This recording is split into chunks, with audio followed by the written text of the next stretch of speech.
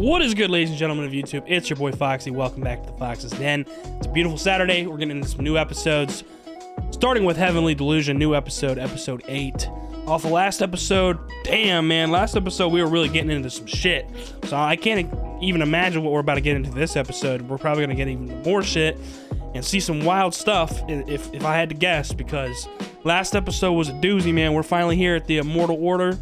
Shit's not how it sounded like from the map and, you know, just rumors.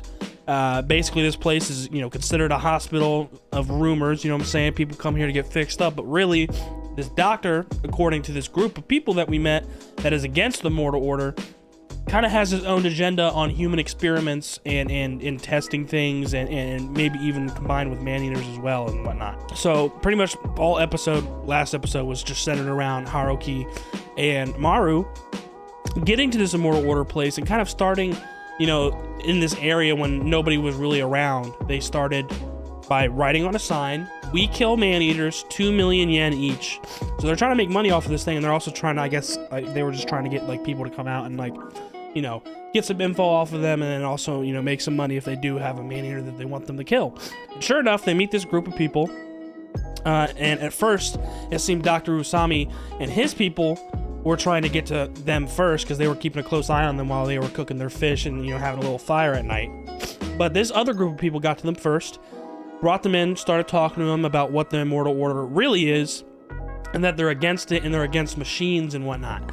And so this leader of this place, this lady, you know, she lost her leg to this doctor because she had a wound or an injury on her leg, and, you know, it should have been able to have been fixed, but they actually amputated it. So that's fucked up in itself. But then before she, like, actually escaped this place, she saw, like, this, you know, reality, as she called it, this wild thing that she saw when she walked into this room, which I'm assuming is what literally Dr. Usami was behind that curtain, because when we first saw him and his, like, people came up to him to tell him that about Haruki and Maru outside, he was behind this curtain where it looks like it's the same curtain that this lady looked through, and she, according to her, it's a bunch of body parts that are dismembered and it should be way beyond human survival.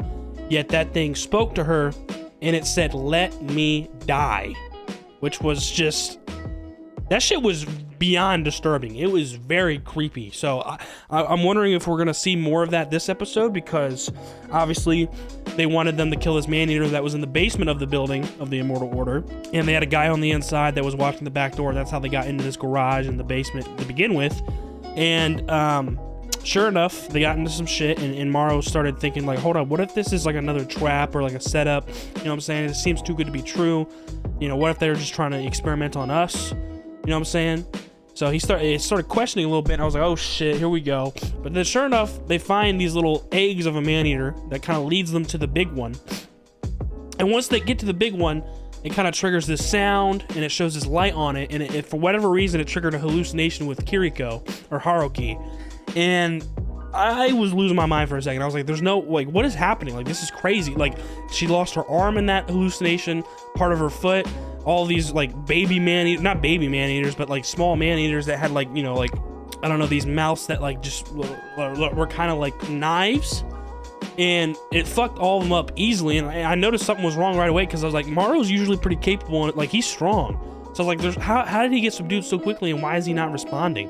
So that's one thing that I noticed. I was like, okay, this doesn't seem right. And then sure enough, once Kiriko or Haruki was starting to kind of pass out from, like, the blood loss or just, like, what, you know, the overwhelming hallucination, she finally wakes up to Maru, like, giving her CPR and, like, kind of trying to help her, and, like, okay, this was a hallucination, this didn't really happen. And then sure enough, Maru kills the big man-eater that was on the wall. So it was like, all right, seems we're good now. And then all of a sudden, Dr. Usami reveals himself, this guy in his suit with a fucking, you know, eye patch, has a blinky, comes walking up, looks at the thing like, wow, y'all really killed it, and starts laughing manically.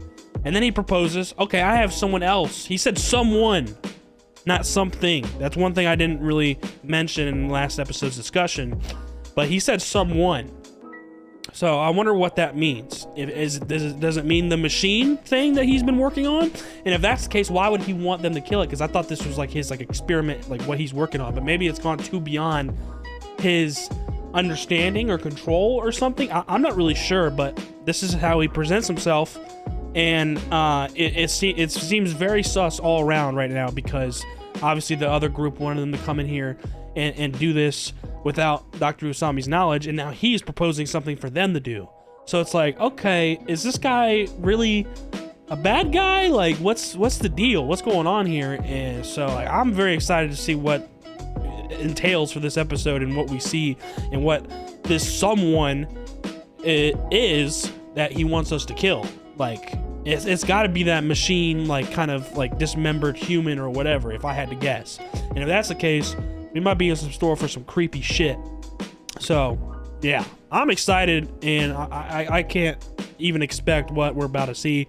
Hopefully no more hallucinations, and hopefully this isn't a trap, because we got sent in here by one group without Dr. Usami's knowledge, and now it looks like we might be working with Dr. Usami because he's giving us a proposition.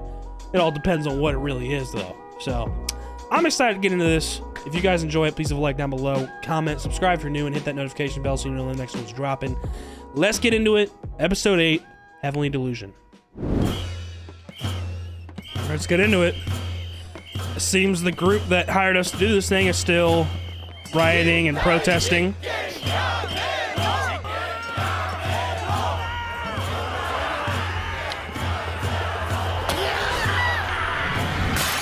Oh, wow.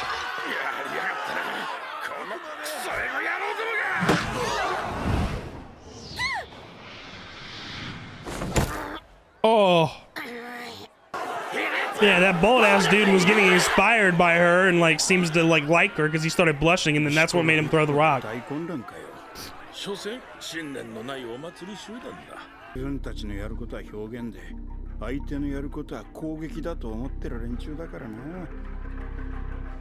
Huh. Well, they served their purpose. That whole thing was just a distraction for them to get into the basement.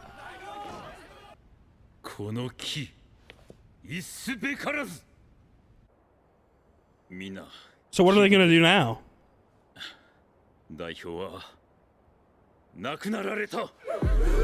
What? There's no way. They're using this to rile the people up. There's no way she died from that.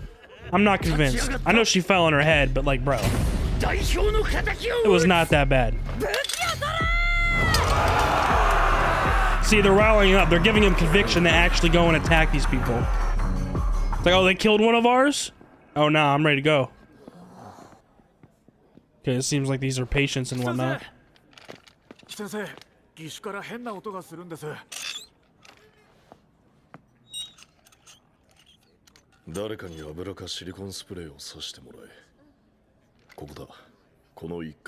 Dr. Usami has a very familiar voice actor too. I can't tell who it is yet.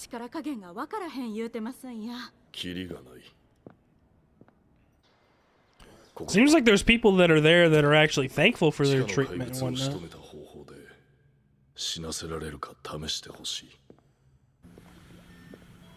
So yeah, this is the machine that this lady, the leader of that group, saw, apparently, I think.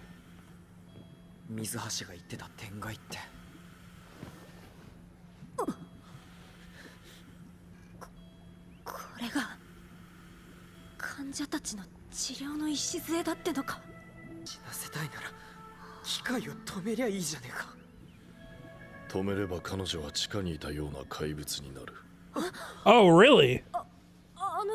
So that's why he can't do it himself, is because she would turn into a man-eater?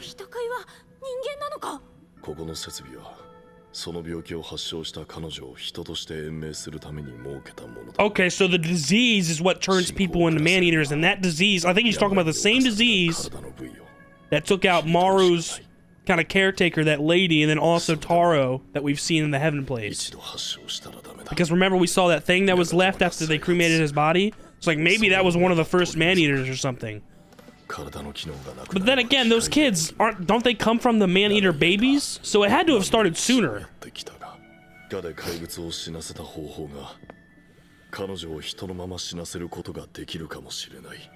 Yeah, because it worked on that girl that was trying to seduce Maru at that hotel.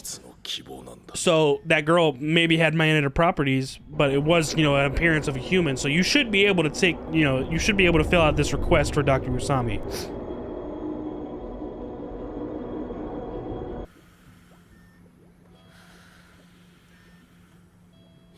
Yeah.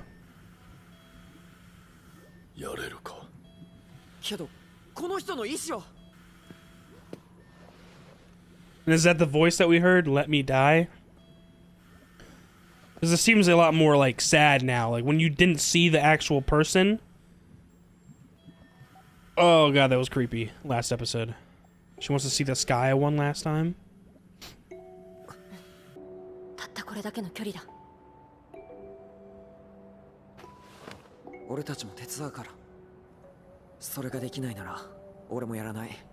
Yeah.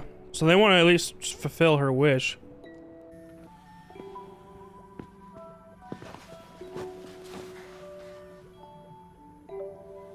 What put her into this position, though? It was just the disease?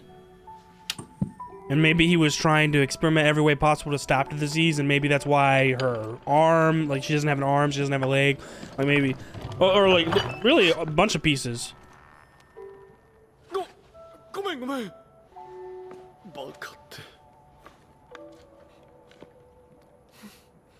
Why do I have a feeling this patient, is like his wife or something? Like his loved one? Why? He was a part of y'all's group, was he not?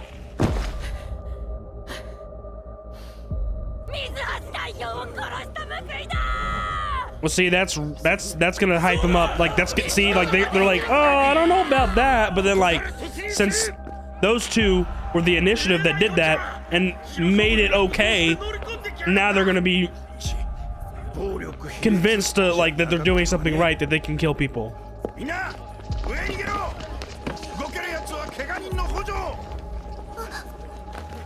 Fuck the giraffe, girl. Fuck it. Keep moving. Oh, that's sweet, but I thought they were closer than we thought. You have to see it. Alright, better take care of this quick before it becomes too fucking much of a mess.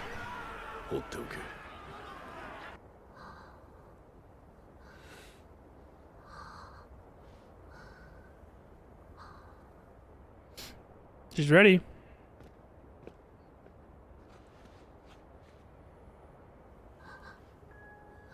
This is a wild episode. Even after this happens, I hope we learn more from this doctor. He seems like he knows a lot.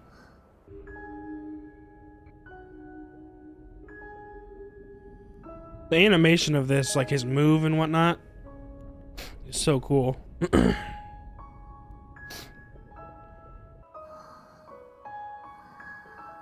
She's crying. Ooh, I actually did it.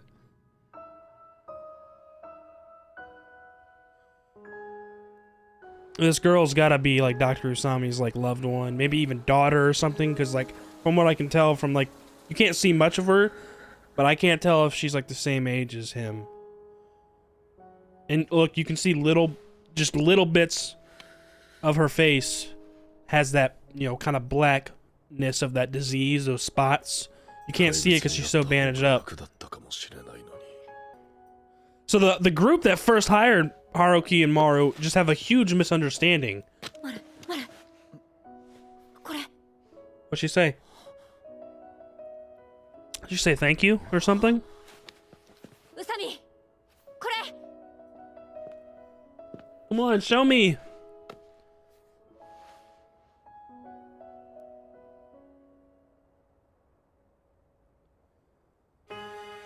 She appreciated all of that work, even though she might have, from his point of view, might have suffered a lot. Thank you for giving me your eye. Oh, that's his eye. That's why he has the band. This guy, what? Thank you for... Nah, bro. Dude. Why am I about to have an emotional breakdown off a character I just met? I love you. This has got to be his wife or daughter or something. He's about to break down. Yeah, he's crying. Oh, my God. Damn.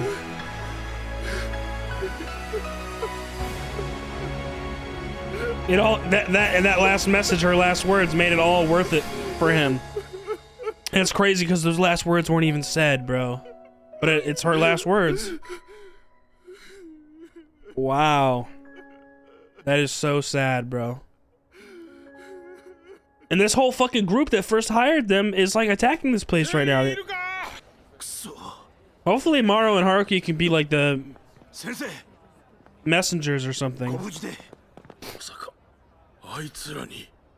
No, they didn't do it. It was no.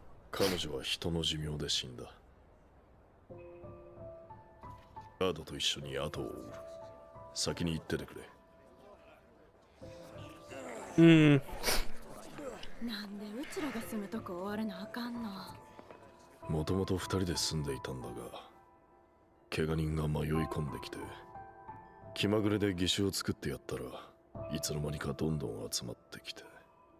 Okay, so just rumors started to spread that this guy helped people. So those rumors are actually true. It's just that this one group of people started to have a misconception of what he does, and they just couldn't understand it because of ignorance. That's why they don't believe in machines and stuff like that. So maybe that leader's leg was actually, there was no saving it. Like, it had to be amputated, but she believed like it wasn't as bad or something. You know what I'm saying? Like, I could see that happening, like being in disbelief about like something that you need treatment for, because like that's how much you don't like the hospital or like, you know, treatment and stuff like that.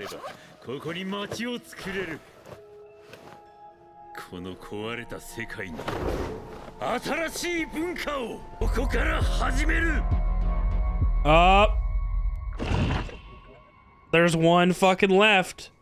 One little egg left in that basement. That's gonna fuck everything. Hey, at least Dr. USAMI and those people, and probably Haruki and Maru as well, they're probably leaving.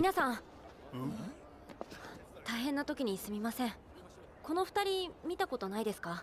グードルキングガーイは稲崎先生じゃないの？ああ、そうだ。こっちは稲崎先生だ。 Dr. Inazaki. 相続とゴタゴタしだすよりもっと前だから。2年くらい前かな。ある日何にも言わずにふっといなくなっちゃったんだよな。外科の知識もあって、宇佐美先生の技術を勉強してた。Oh wow. 人を死なせないんだとか言って熱心な人だった。ロビンだ。絶対ロビンだ。やっぱり生きてた。 So we actually get confirmation that he's alive and he's somewhere. We just don't know where. Because they just said it was before that, you know, group of the that first came to Maru and Haruki. It was like 2 years ago or so when he left this place. Like he learned under Dr. USAMI and then left. ロビンのことも聞きたいしね。そりゃ聞くさ、聞くよ。はいはい。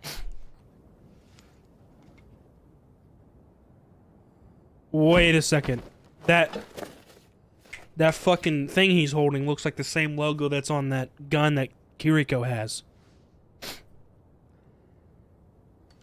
Does it not? Well, that looks smack like it.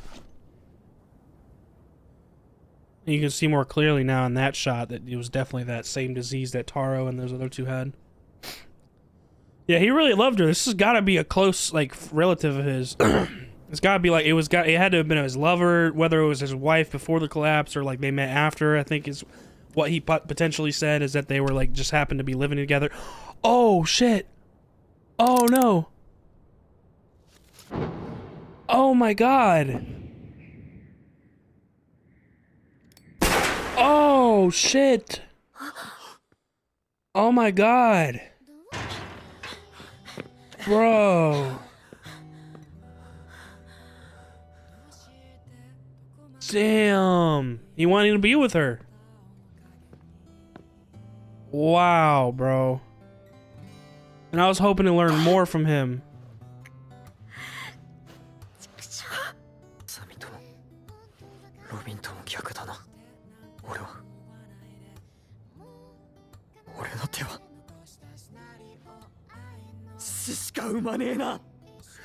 Oh, he's seeing it as like he caused all this and they caused him to kill himself?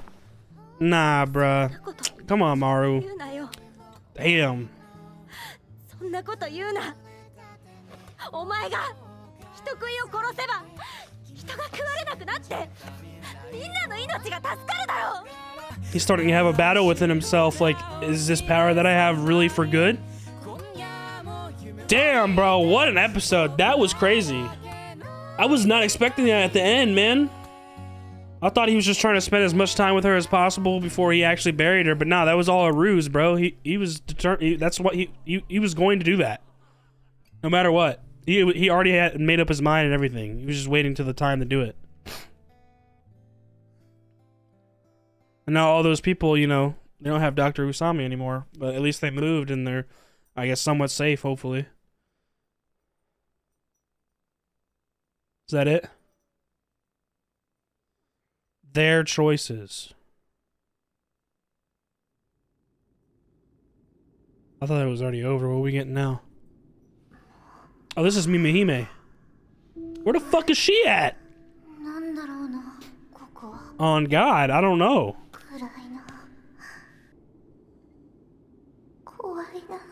What is going on here? Is it Bob, dude?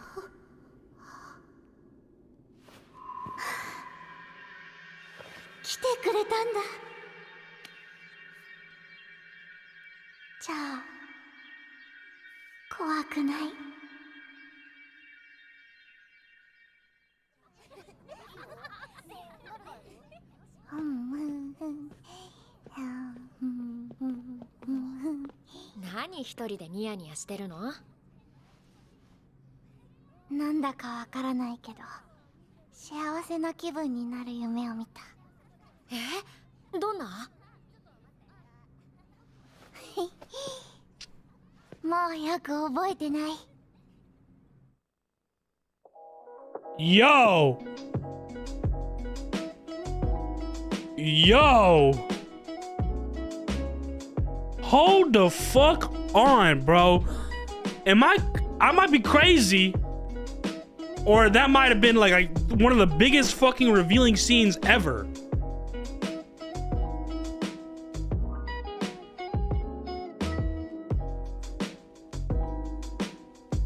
Okay. Alrighty, guys. What a fucking episode of Heavenly Delusion. That was amazing. That was definitely, you know, if I thought last episode was one of the best episodes yet, it was until we got this one. This is definitely the best episode yet. That was exquisite. That was really good. And towards the end there, that whole thing, you know what I'm saying? Okay, well, let's just start from the beginning so I can also think about what just happened while I talk about the beginning. Basically, we continue right where we left off, where Dr. Usami is bringing Haruki and Maro into this place. And, you know, from what we can see, all the people that are on the bottom floor, you know, it's basically a bunch of regular patients. They have, you know, whatever replaces amputees, you know what I'm saying? Like, kind of like, you know, physical, God damn it, what are they called, bro? Why am I blanking on this word? Prosthetics. You know, they have a lot of prosthetics. A lot of these, you know, people that are patients here have a lot of prosthetics, and they seem to really trust Dr. Usami and actually, you know, like, believe in him. So right away it starts to show, like, okay, maybe, just maybe, Dr. Usami is not this guy that we think he is from the group that we met last episode. So that starts kicking you in right away. Like, this guy might not be as bad as we think, and it not as, you know, mysterious and creepy as we think from what we learned of that story from the leader of this, you know, group last episode. That's what shoots out to you right away, you know, because he seems very reliable, very trustworthy. People believe in him, and they're staying here for a reason, right? So it's like, okay, that's cool and all. And then sure enough, we saw, you know, the group that we first met last episode that told us all of this stuff about Dr. Usami and the Immortal Order and how it's not really what it's meant out to be, you know what I'm saying?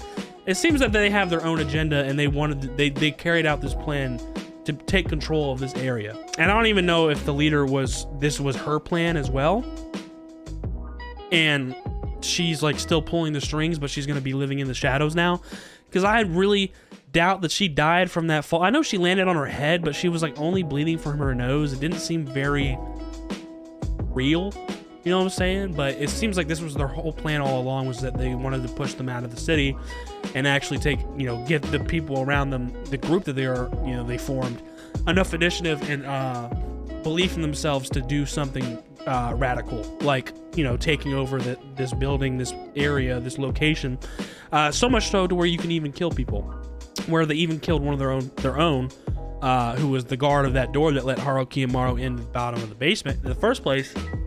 They used him as an example. They used him as a pawn piece to hype everybody else up, because once they killed him, everybody was in the group was like, oh shit, like, should we really be doing this? And then, but like, you know, since they did it and they kept on, you know, hyping everybody up, like, we're not gonna let them do this to us anymore. It's time to take over, you know what I'm saying? Like, that, like, instilled their resolve, you know what I'm saying? Like, they just saw somebody get killed. One of their own people did it. They're chanting and hyping you, saying that it's okay, so then you think it's okay, and then you have that resolve to do whatever you may want to do in front of you, you know what I'm saying? Killing whoever, and, you know, have the resolve to do some radical shit. Same thing with the whole leader thing, where she fell on her head and apparently she's dead. I don't think she's dead. That's what I'm saying. I don't think that was enough to kill the fucking girl. You know what I'm saying? I don't know if she planned all this and she's in on it with like the inner core members of this group, and she's gonna be like leader from the shadows now, because obviously they used that fake death, what I'm thinking is a fake death of her to hype them all up and get that, you know, rally and you know, not protest, but like to really move and like take some action. This is what they used to incentivize them and hype them up to even start that. And that's why that bald guy, who has the same voice actor as Giovanni, I can't remember his name right now, but that's where he kind of starts taking control. So that's where I'm like, okay, is the leader really dead or not? Because if she's not, I don't think she's dead, so I think she could be still like a part of that inner group that has, you know, part of the decision making. But then again, it's very possible that this bald guy could have his own agenda and went ahead and just, like, you know, killed her while she was knocked out or something, or like just said that to say it, and he's taking control, and then like she has no other choice but to listen or something. Or she's in on it and he's just the one that's taking control now, because he seems like he's power hungry, like he's like, fuck, like, stupid ass factions, like, we're gonna make an actual nation. Like, he's determined and, like, you know, power hungry. So that's where it's very curious, like, to me, if he, you know, planned this all out to himself from the get-go, or if the previous leader, I don't think she's dead, had this talk with the rest of the members and him and is in on it. I don't know. But that's pretty much where we left off with them, and they, you know, they continued the raid and whatnot, and kind of, you know, started. That's what made the, you know, the people of the Immortal Order, like those patients and everybody that worked for Dr. Usami and whatnot, out of the place. And Dr. Usami basically, after that, you know, we saw, that's pretty much what we all saw with Dr. Usami, Haruki Maru bringing them to that room where this leader lady saw what she saw. And last episode, it made it seem really, really creepy. But once they actually see her, it's just a normal girl. She's fallen under this disease, which is the same disease, as you can see throughout the episode. It starts to reveal more and more of her face, or like you can see more and more spots of it clearly under the bandages.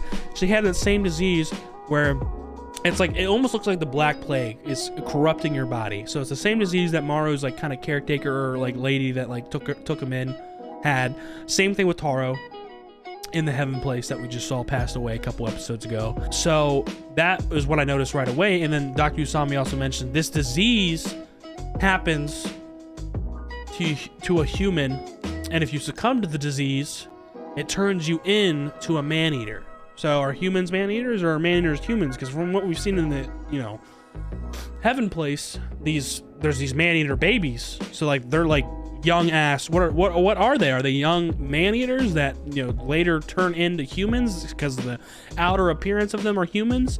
And then if they succumb to the disease, that's what they turn into, is those monsters? Like it's like a 50-50%. Like you're gonna turn into a human that has a power and, you know, have these special capabilities, or you're gonna get unlucky and you're gonna get that, you know, other 50% where you succumb to this disease, and that's what turns you into a monster, where you don't have a human mind anymore, and you still kind of have these special capabilities, obviously, because you're a fucking monster, but you know, you don't have any, you're not a human anymore, like you're sustaining off of human life.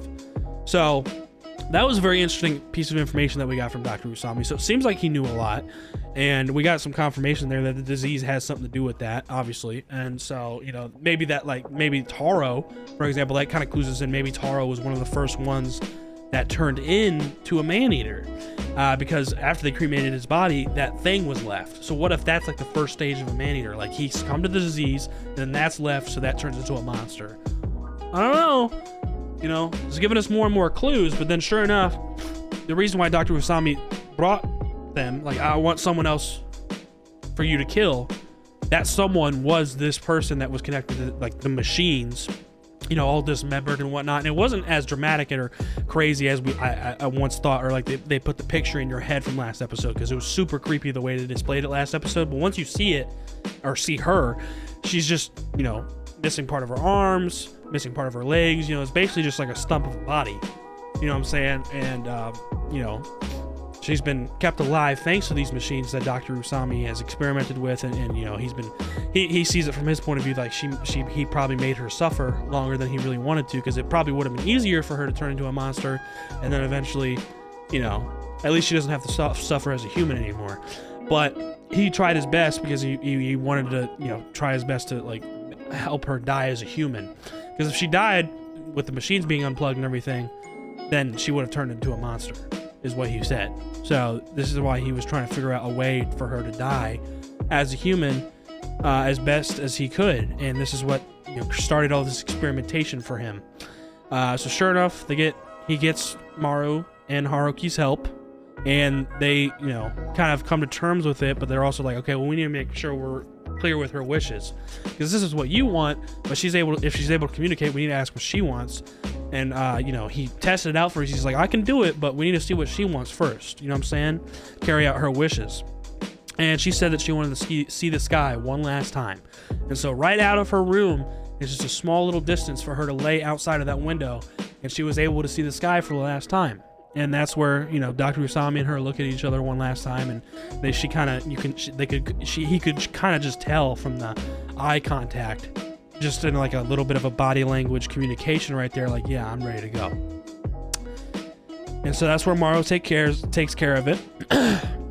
And I mean, it looked amazing, the animation wise, and like, you know, the silence of no soundtrack, like it was done superbly. Like it looked really good, and very emotional moment. And what tied it all together is she actually left a message for her last words to Dr. Usami, and Maru and Haruki saw it first, and they're like, Dr. Usami, you got to see this. And he reads it, and after he reads it, he starts breaking down crying. So this is obviously somebody that was very close to him, either a lover or, you know, some sort of relative, something. I'm assuming lover. They were very, very fond of each other, and so much so where, like, the reason why he has that eye patch is because he gave her an eye so she could still kind of see, you know what I'm saying? Because the other eye obviously looked like it was some sort of machine, something like he was trying to test something out. Didn't work, so he transplanted his own eye to her so she could still kind of see, and that's what even allowed her to see the sky in the first place with her last wish. So basically the message was like, thank you so much for letting me die as a human. Thank you for this, thank you for that, I love you. And that broke him down, and I mean, that was a very, very emotional moment. It's like, bro, how are they going to make us break down right here over a character we just met? It's like, damn, that is such good writing right there, and they did a wonderful job. That really set the tone and showed you how human Dr. Usami really is, and how much he cared for this girl, and you know, can't trust all the rumors and stuff that you hear. You know what I'm saying? Because this other group of people, like, just completely ignorant about Dr. Usami and had their own agenda, basically. You know, that's what I'm saying. Maybe they were just ignorant in general about the whole, you know, prosthetic thing, amputees and stuff, you know, medicine in general. Because some people don't like medicine. Some people don't like hospitals. I don't like a hospital. But if I have to go to the hospital, I'm going to fucking go. Because I don't know what I need. I don't know what to do. Like, if anybody knows, it's going to be the fucking doctors. So just trust them, and hopefully sooner or later you get the fuck out of there, and you'll thank them later for it. Yeah, sure, it's going to be very uncomfortable, it's going to be annoying, it's going to be anxiety inducing because of, you know, whatever operation you have to have, or this and that, or, you know, whatever medicine you have to take, this and that, you know what I'm saying? You know, obviously very nerve-wracking for most people, or a lot of people, and I feel like that's like what that group of people was. Like, they just didn't fuck with that shit, and they were kind of ignorant about it, and that's what started their whole group and agenda in the first place. But sure enough, after that, that's where Dr. Usami kind of, you know, breaks down, and then sure enough, they meet up with the rest of the group of the Immortal Order, and they basically lead, tell all the patients and like the, people that were right under Dr. Usami that helped him out, like, hey, lead the people to this settlement. There's a settlement over here right here on the map. Take them there. I'll meet y'all there soon after I bury her, and take care of this.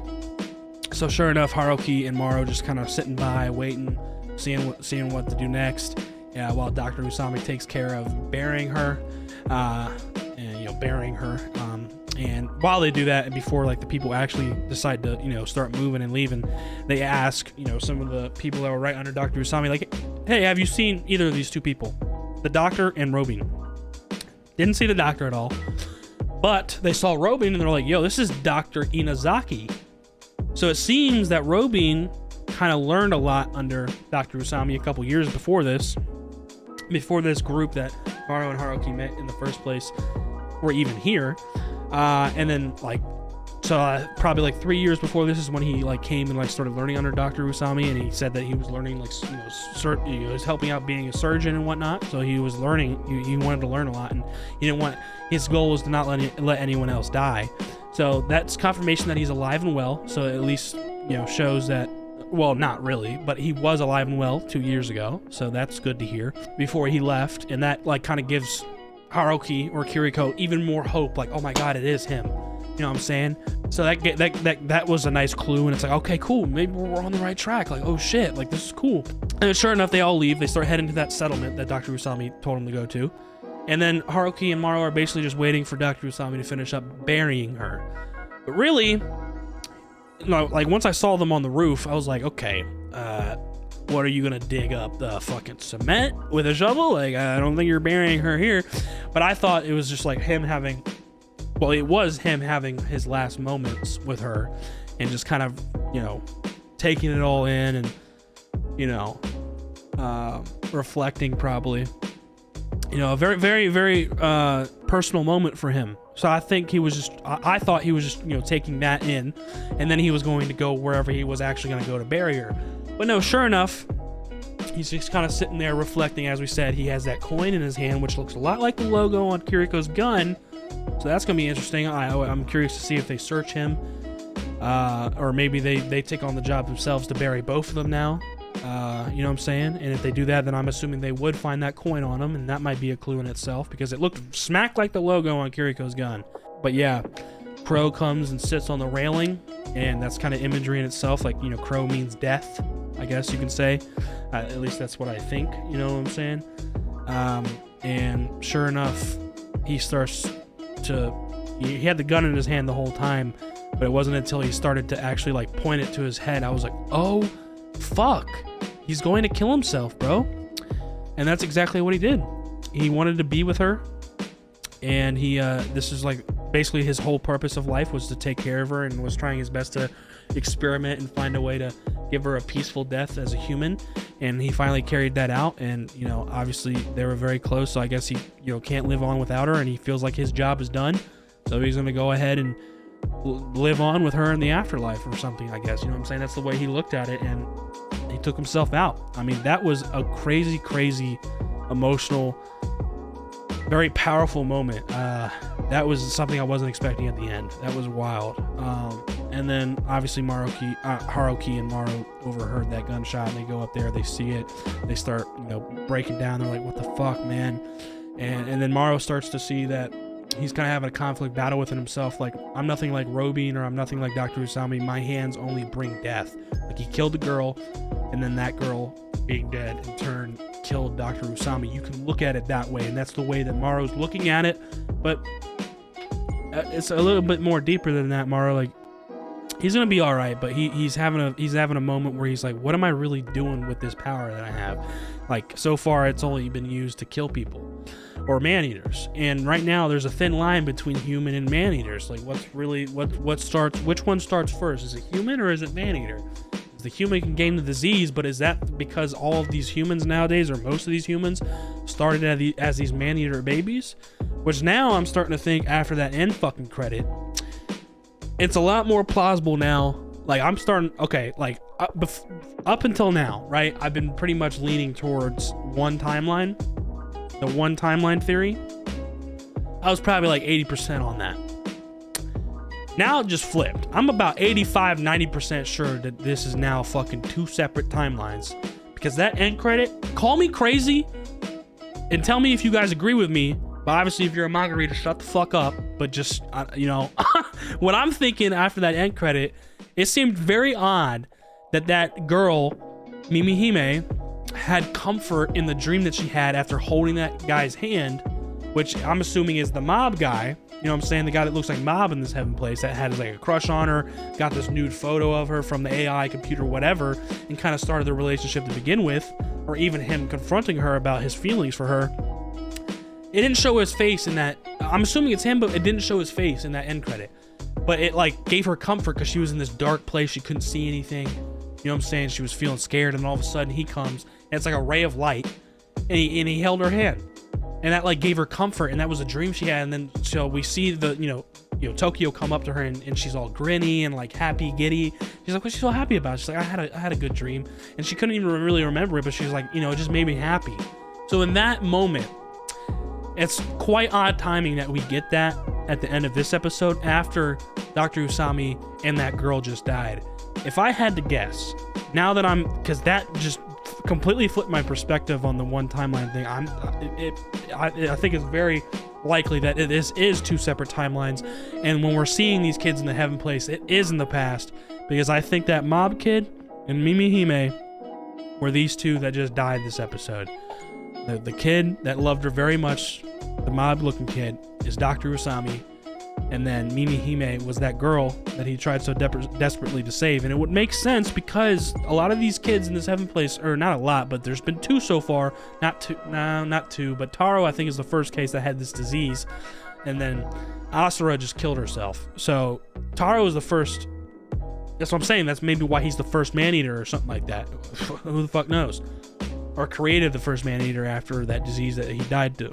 Maybe Mimihime gets this disease at some point, and like however the fucking turn of events, you know, the chronological timeline works, somewhere around the line the collapse happens, and then they get out of this place. And so basically his whole life he dedicated to trying to save her or experiment in some way to learn more about these things and gain any sort of answer, and then also just, you know, at some point give her some sort of peaceful death as a human, which finally he was able to do thanks to Maru.